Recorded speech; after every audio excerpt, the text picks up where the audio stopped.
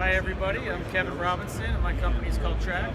We're back this year for our second time at Launch Pad, and our tool we brought with us this time is called the TRAC Tire Jack.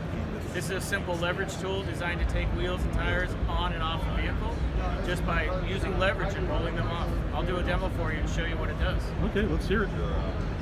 We'll see it actually. So we got your tires on your hub.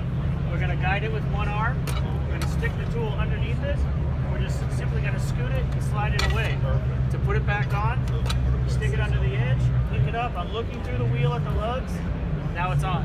It's just that easy. So our whole idea is to save your back and just use the tire jack. You can get yours at liftwithtrac.com, and that's TRAC, liftwithtrac.com. Thank you.